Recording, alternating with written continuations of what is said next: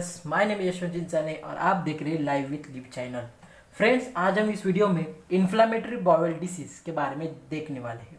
Friends, inflammatory bowel disease मतलब क्या है? It is a chronic ulcerative inflammatory bowel disease characterized by transmural and non-scissating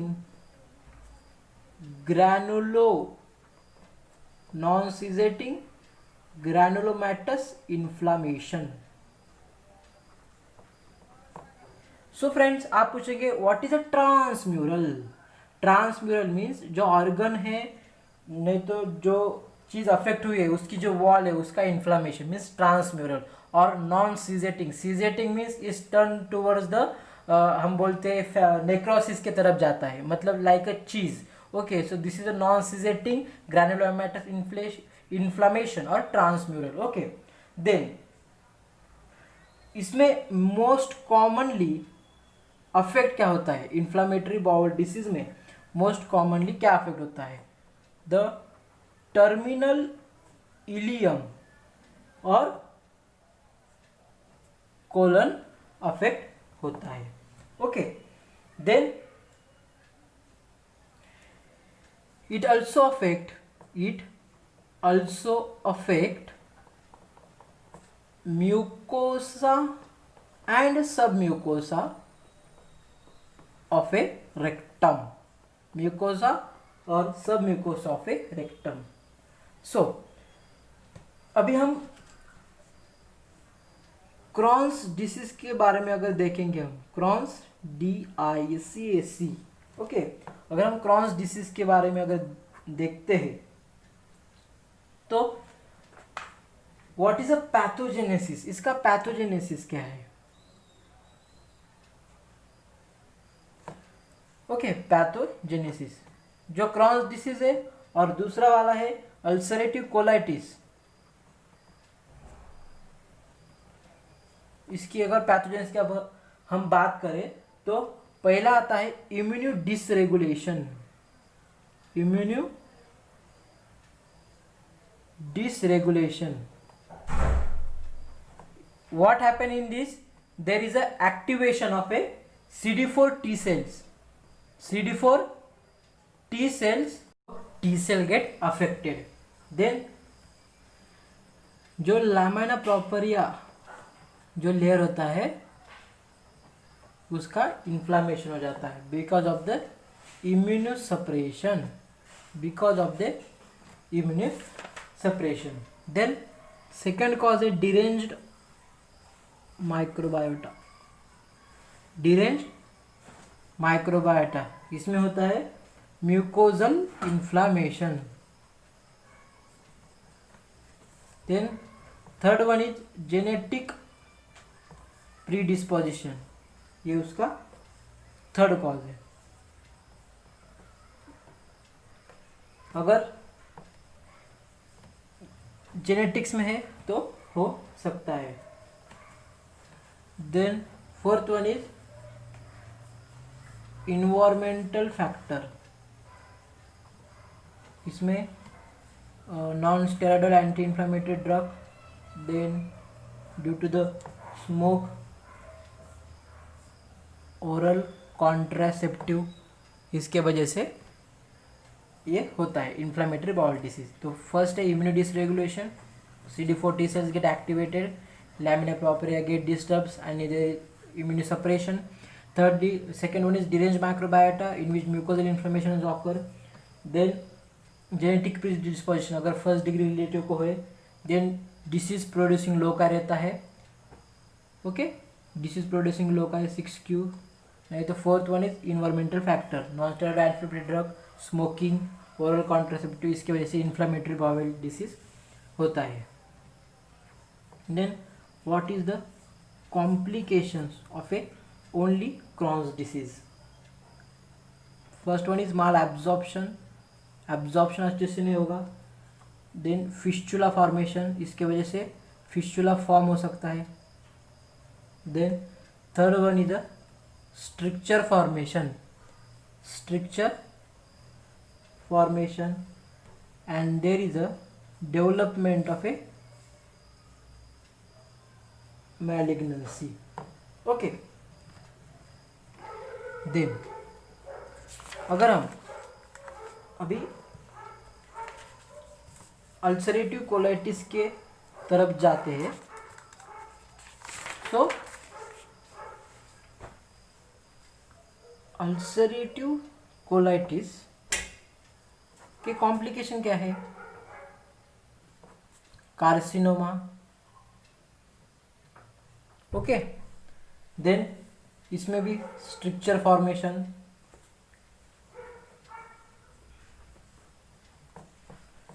then perianal fistula and toxic megacolon. Toxic megacolon ये इसके complication है. सो हम अभी morphological features के बारे में देखेंगे. सो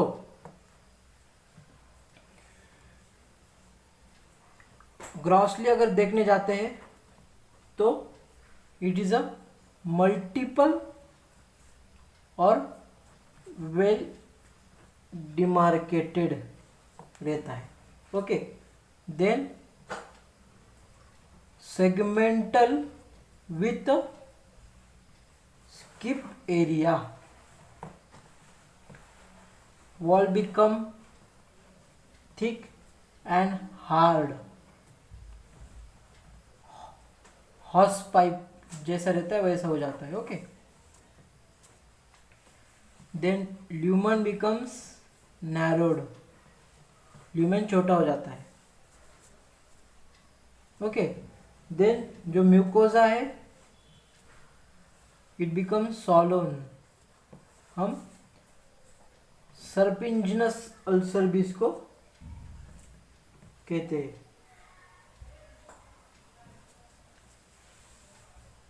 कोबलस्टोन अपीयरेंस आता है, cobblestone appearance, deep fissures. And then हम हिस्टोलॉजिकली अगर बात करने जाते हैं तो there is a transmural inflammation,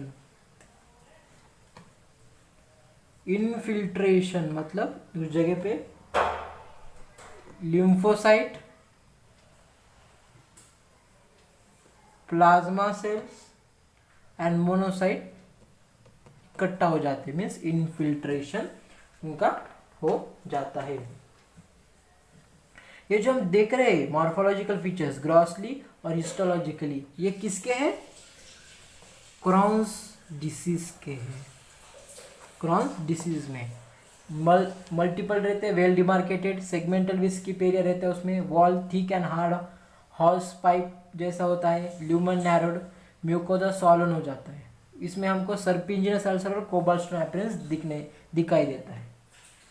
then patchy ulceration, patchy ulceration हमको दिखाई देगा. It is a non caseating. So अगर हम अल्सरेटिव कोलाइटिस के अगर ग्रॉस की बात करने जाते हैं तो इसमें there is a continuous with skip area हमको दिखाई देता है. Then mucosal liner superficial ulcer हमको दिखाई देते हैं. देन इसका वॉल थिकन रहता है, अल्सरेटिव कोलाइटिस में वॉल बिकम्स थिकन. एंड जो नॉर्मल स्ट्रक्चर है वो डिस्टर्ब हो जाता है. किसका? इलियम कोलन का. गार्डन हॉर्स अपीयरेंस हो जाता है, गार्डन हॉर्स अपीयरेंस हम इसको बोलते हैं. ओके, सो अगर मैं अल्सरेटिव कोलाइटिस की अगर डायग्राम दिखाने जाऊं तो कैसा दिखेगा वो?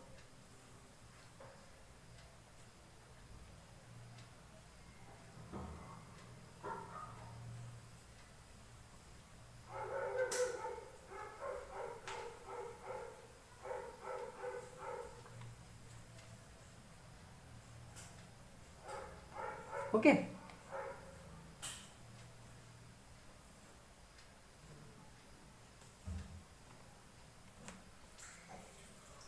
हम यहाँ देख रहे हैं, हमको सूडोपॉलिप्स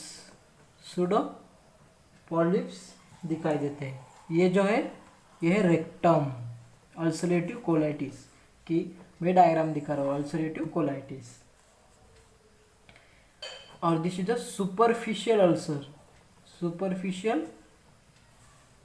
अल्सर हमको दिखाई देते हैं। ओके,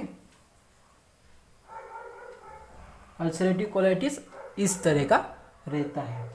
और हम क्रॉन्स डिसीज की अगर डायग्राम के बारे में अगर देखने जाए तो मैं यहाँ दिखा देता हूँ क्रॉन्स डिसीज के डायग्राम के बारे में।